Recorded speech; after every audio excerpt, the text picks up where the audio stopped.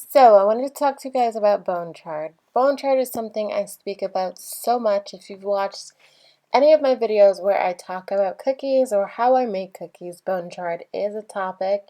And bone chard is basically animal bones that come from various of countries, from Afghanistan, India, Pakistan, Brazil, and they're basically sold back to the U.S. sugar industry.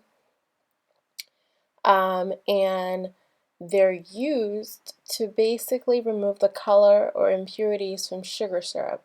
Bone chard is used to discolorize certain sugars in the US, and that's why I always say to make sure to get natural sugar. So here are some sugar substitutes or sugars you can use to bake with. So my favorite is date. This is actually something you can use to bake with if you're doing something more alkaline and you don't want to use cane sugar. It is my go-to. I love using this in tea. This is a great thing to bake with if you're alkaline. And also if you're not alkaline, you're looking for more wholesome, natural sweetness. It is my favorite for oatmeal cookies. Next we have cane sugar. This is sugar at its purest form. This is what it looks like before it actually becomes the granulates that we see in supermarkets. Cane sugar is so good. It is like literally eating candy in its purest form. It has a lot of water content. It's super yummy. Coconut flakes are also good as a sweetener. Most people use the sweet one, but the unsweetened ones taste just as good. They're great for topping certain items. Definitely a good sweet to add to a dessert, but not necessarily a sweetener.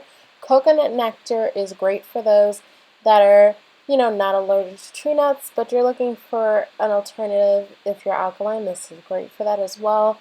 It is so good, and I love me some coconut nectar. Then we have maple syrup, pure maple syrup. Maple syrup is great. It is a great substitute for honey. It is a great substitute for sugar in a lot of recipes. Instead of using sugar, you can use maple syrup as a substitute for cookies. You can use it in granola, in so many other ways.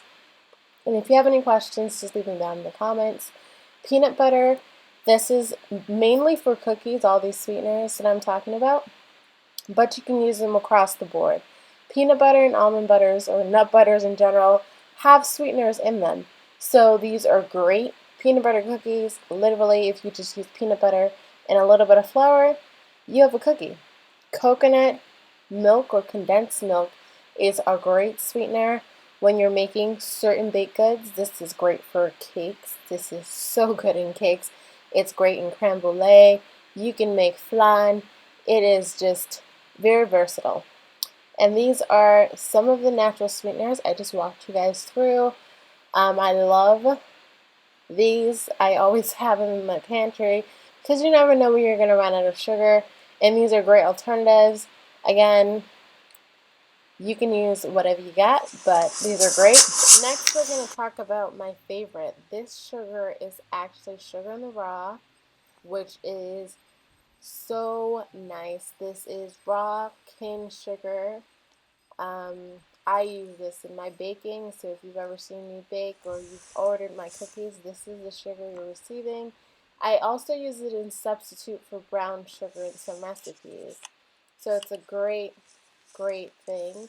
This one's actually zucchero. It is a Mexican, vegan, bone chard free sugar. And I love this stuff. It's inexpensive. You can buy it at Target, Walmart, most. Now check out how I made my favorite ultimate vegan cookies. They're so good. The video is going to be right here.